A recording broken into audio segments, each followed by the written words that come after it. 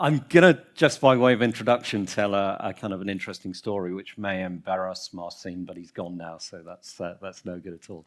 I'm a greybeard software developer, packet mover kind of guy, and about 5 years ago, I was running a voice over IP company. So I come from voice over IP industry, which you'll kind of get.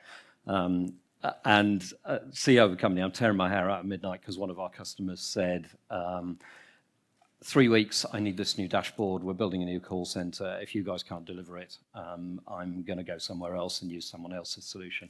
So I'm tearing my hair out and looking around. I found this company called Software Mansion, who seem to have really quite a good reputation in this space. So I pinged an email out. I found a few others as well, sent them all emails saying, look, I've got this problem. How do you fancy building me a React dashboard? It's got to be done in 2 sprints. We'll do all the state management, so we'll give you a bunch of state and you just do a front end. Reason for that is all my software developers were committed, and the only software developer left to develop this thing was kind of me, and I'm not a front end guy. Marcin was the only person who was daft enough to reply to that. And we got the project up and running with Alec in about 3 days from that initial email. And I didn't tell him about the 3-week deadline. I said, we'll do it in 2 sprints until we get there. We delivered something to the customer at the end of the first sprint in 2 weeks. They were so impressed that a few months later they bought my company, which was fantastic because it meant that I could get out of the VoIP industry and run around Europe doing crazy things like building voice transcription in WASM modules. So, thank you, Software Mansion.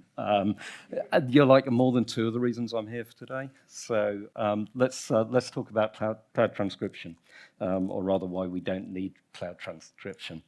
So why do we want to do any kind of transcription in WebRTC? So the object of this project was to build a facility to allow us to transcript any WebRTC stream that the user can see in the browser. Reasons you want to do that are things like note-taking, summarization, intent recognition, even some of the content moderation reasons. So if you're trying to architect something like that, there are a few different ways you could do it. So in theory, you could use the speech recognition API because it's a standard, it's W3C thing. It's pretty well implemented in browsers. Problem is, you can't actually use that in anything other than the system audio input, the microphone. There's kind of a good reason for that, and that is that in most of the implementations, it's using a cloud service to do the transcription. So if you use the Cloud Speech API, what's actually happening is your audio is getting sent to Google, using their APIs for free, effectively, and then sending the transcription back down to you. So there's kind of a bit of a problem with that. That you can't use it to hook into an arbitrary WebRTC stream, but there's also a privacy issue there that if you're using the Web Speech API, all of your data's going up to Google and coming back again, which, depending on your application, may be a problem.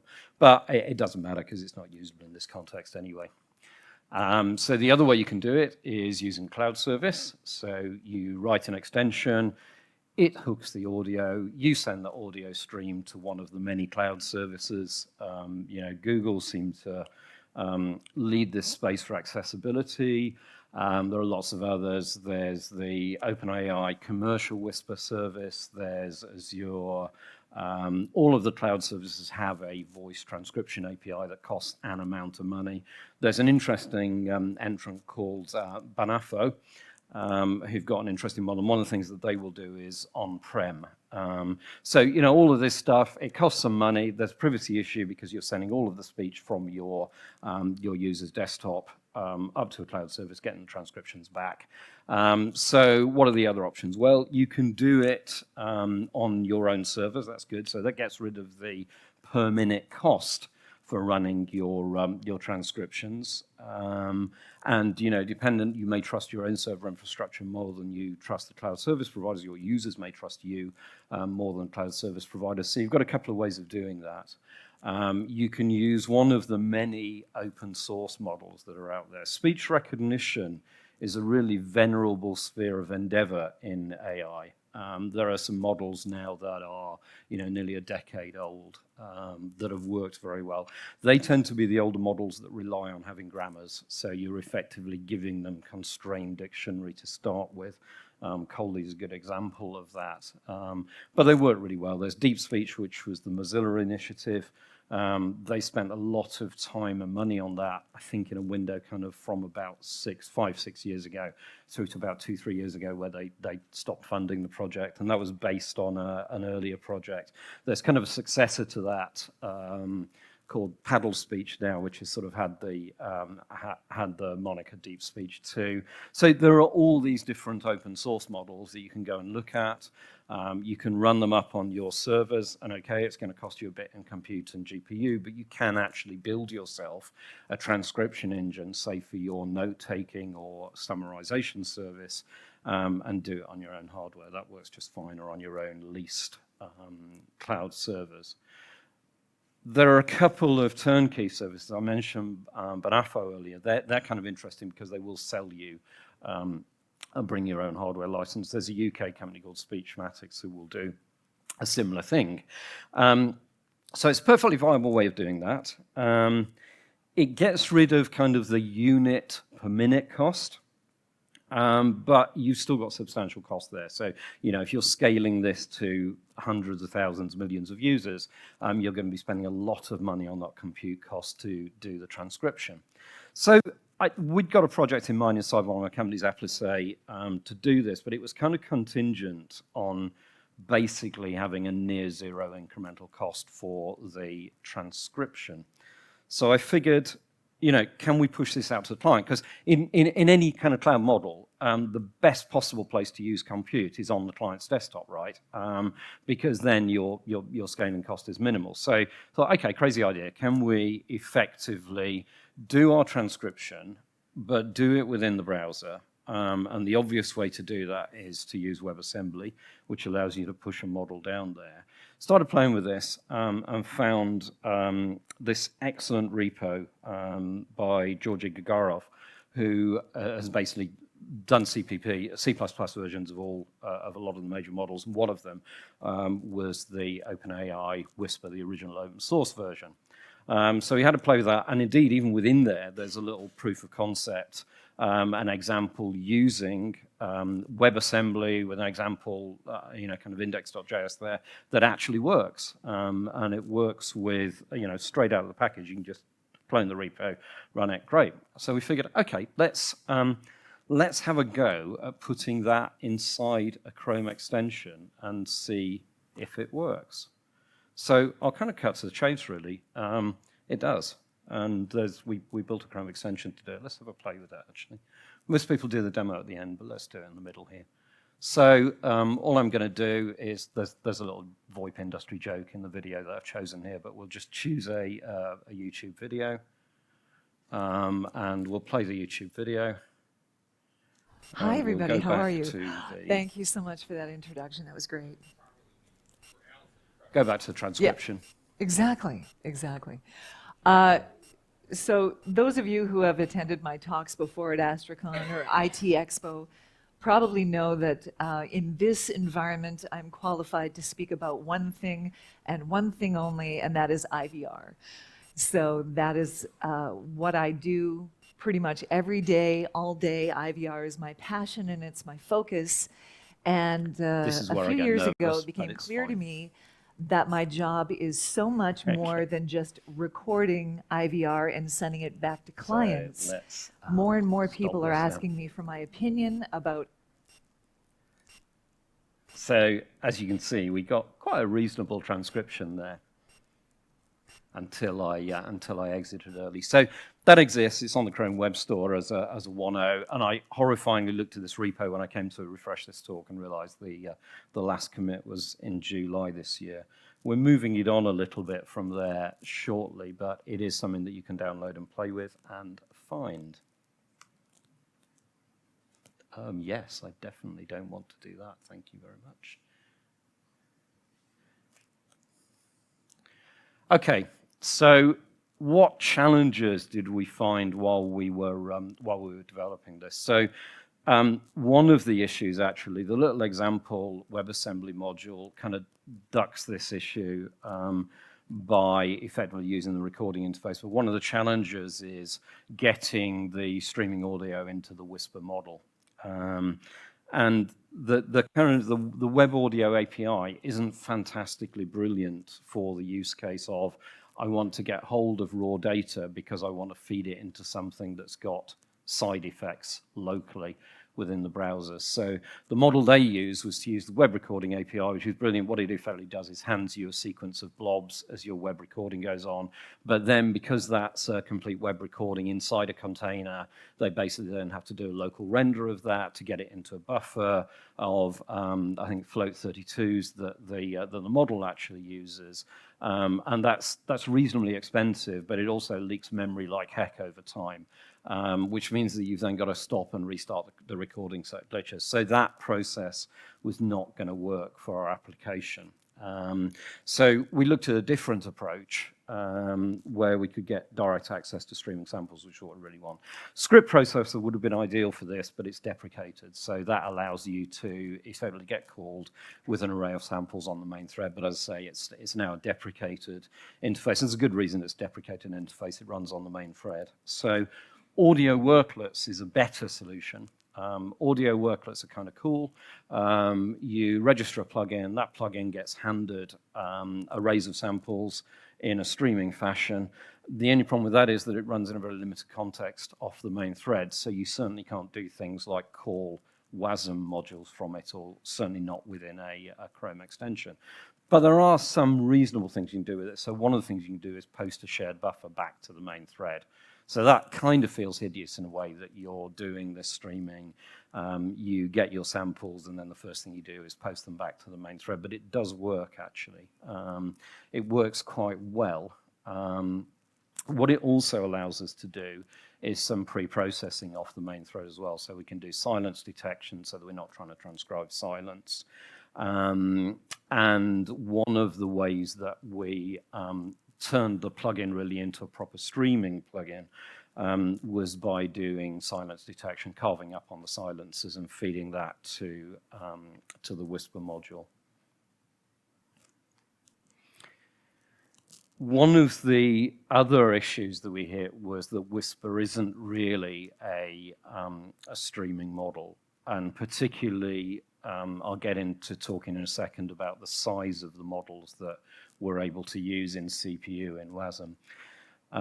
Whisper isn't a streaming model, so the ability to pre-process segments, and we were finding that if you saw that it was quite lumpy when it was coming out in the transcript output there. And kind of one of the reasons for that is that you need quite long samples. You need kind of 8, 9, 10 seconds of sample to give it some context to operate sensibly.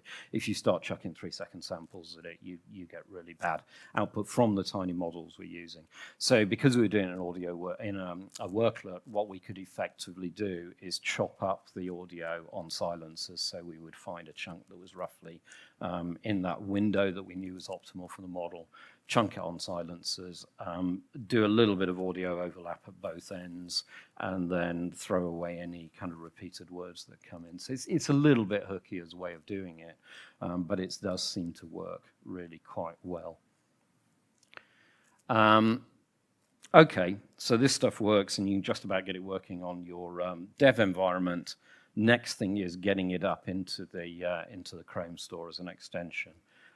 Anybody here built Chrome extensions? Okay. Anybody here built V3 manifest Chrome extensions? Anybody here built V3 Chrome extensions and enjoyed the experience? Okay. It's quite a big departure from V2, and one of the reasons for that is Google invented the V3 manifest standard to make it easier for them to audit extensions and what they do. And V3 is now mandatory, so you can't put a new extension in the Chrome store on a V2 manifest anymore. I'm not sure whether that works if you've got existing ones, but one of the things that V3 does is tries very hard to stop you executing any code that isn't in your package. That's the main kind of change with V3. So what the Google store want to be able to do is basically see every line of code that the extension is going to be running. So what they won't let you do is the trick of having a skeleton plugin that then pulls code. So everything, the WASM code, the model, everything's got to be in your package. They tightened up a whole load of things about self-modifying code. And it's just a general nightmare to get stuff that's at all ambitious up and running in a V3 manifest. However, there is a bit of kind of wisdom out there that you can't run WebAssembly in V3 manifest extensions. That simply isn't true. Google did flip-flop on this, I think, as recently as 18 months ago, but now the incantation is within your script self-context, WASM unsafe eval, which is allowed in the content security policy for the extension. And that, by the way, is the kind of the full manifest for the extension. So you do, kind of an absolute minimal amount of permissions in the extension. Really, just tab capture, which allows you to get the audio from a single tab. You don't need to worry about the microphone because of the way the microphone is handled is like any other media request. So it's just the extension is an origin, just like an HTTPS origin is. We also did some stuff. We had to do some stuff around modifying the way the WebAssembly was compiled. So standard WebAssembly, mscript and linking effectively uses dynamic execution to build the WASM module. So you have to disable that and actually going whole hog and turning the WebAssembly module into an ES6 module because it's 2023 worked quite nicely. So that can be made to work perfectly well. So if you're at the point of giving up on WebAssembly in V3 extensions, which I must admit I was several times over the course of this project, it can actually be made to work, and come and have a chat to me afterwards. Yeah, I think I've covered this anyway, actually, so that's the microphone. Joys of not bringing the speaker notes up. So is it useful? Yeah, I think it is actually. We've got some plans about how we're going to use it, and a live project which is looking at delivering some end user functionality rather than just that simple extension. There are, however, some limitations. So it's not, native human speaker in not real-time transcription accurate, but it's broadly as accurate as some of the bigger models. You can only really, this is a 6-year-old presentation carting around on trains in a bag laptop. It's got no GPU. As I say, sort of any sort of less than about 7-year-old hardware. I think this might even only be dual core, certainly not more than quad core. Runs the tiny Q5 integer quantized Whisper model. So it kind of works in most environments. One caveat actually is that I showed you that English transcription. Other languages aren't as good in the tiny module, in the tiny model. So you do we do need to find a way of running larger models to get more faithful transcription. And file size, it's not just compute, it's file size is one of the limitations on that. So the tiny model we used here is 50 meg. When you start going up to the base model, that's about 150 meg. And then the small, medium, large are between 0.5 and 2 gigs. So bundling those into a Chrome extension is going to be kind of interesting. So where do I think we will probably go next, and where's the sort of next development for this kind of technology? Well, WebGPU is clearly going to be super interesting, because at the moment we're hitting, if your target model is for kind of consumer laptops, the kind of thing that might have been the bleeding edge 6 or 7 years ago, then you can get away with the tiny model and it will work. If you want to go to the base or small model, which is really essential for non-English languages, or most non-English languages faithfully, then you're starting to be compute limited in that environment. And I think WebGPU is going to be the answer to that. So we're starting a bit of work at the moment of moving to a WebGPU model. And the ideal scenario would be a single extension which, based on the capability of the device it's running on, either uses WebGPU if it's capable. If there is no GPU, then it uses WebAssembly C++ code. And if none of those are available or useful, then it defaults back to maybe pushing up to a server. But it does allow, if you're building a service that needs to do audio transcription at scale, even if you snag 95% of your clients that way, that means that you're saving on the cloud compute resource you need, or cloud GPU resource you need centrally to bring all those transcriptions in. And it's especially useful in an environment where privacy is essential, because the key property of this extension is that neither the audio nor the transcription need to leave the user's browser. So you can deliver something where the user is assured that none of their data is leaving the browser. Okay, so that's my entire presentation on the topic. Questions?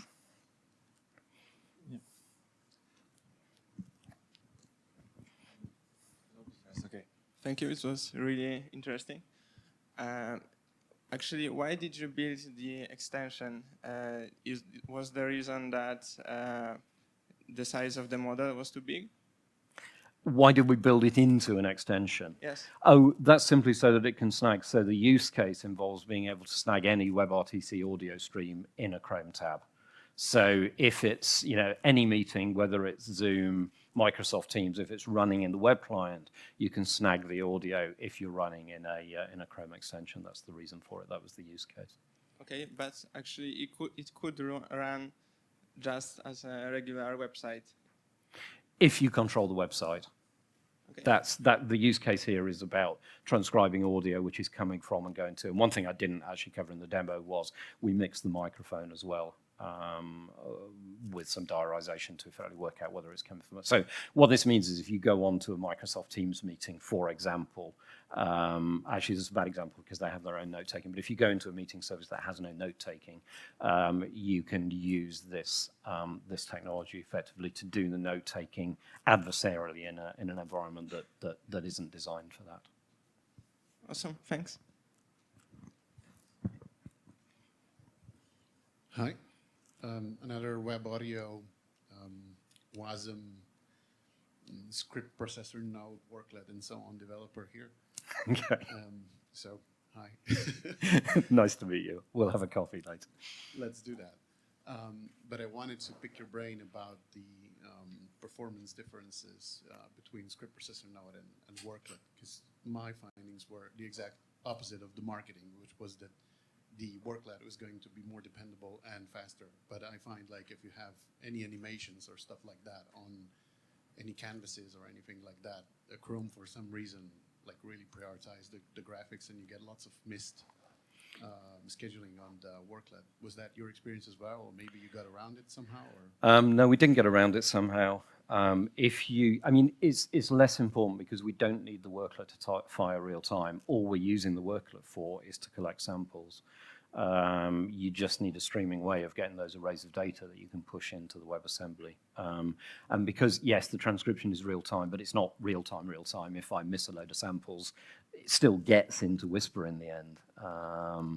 At first I was kind of horrified by this approach of taking data. I mean, worklets are designed for passing data through, right? They're designed for transforming it. You transform the data, you pass it through to the output. So the idea of kind of perverting that in a way to grab the samples on the way through, just chuck them straight back to the output, and then post them back onto the main thread so that you can push them into WebAssembly, and then from the web. I had this fantastic view that you would just use a worklet. You would take the audio in, and your transformation would be turn it into UTF-8 or something coming out. That seemed architecturally quite nice, but you can't do that because you can't access anything in the context the worklet's running in. Which I think I kind of perverted the question you asked into a different question, but there you go. It's fine. So say a ring buffer between the worklet and whatever is doing the processing. Yeah. Something like that, right? Yeah. And you're definitely not missing any of the buffers coming in, because we are. No. Okay. Okay. It may be just because we're not working it hard enough. In this context, all we're literally doing is sitting in a tab which has got one meeting open, probably from a meeting service that's only rendering one video. I can imagine, you know, if you're doing a load of video processing as well, or, you know, you're on a 10-year-old laptop, I am sure that would become a thing. And one of the challenges of this actually is going to be detecting environments where we are CPU constrained and just go, you know, this isn't going to work. Let's stuff the audio stream up to the server, or you know, just hook the audio stream before it comes from the server. Okay, yeah, just some heads up, like if you have something like 10 or 20 canvases on there doing some sort of animation, for example, some metering or something like that, that doesn't work on anything that has, for example, dual screens. For some reason, Chrome really slows down when it has more than one display that it's driving. And it's such pain. So there's lots of corner cases where animation and graphics will take over the priority for some reason. Just a heads up. Yeah, I'm sure. And in this case, you know, if the CPU is dead anyway, then there's nothing we can do, right? Right. Thank you. Thank you.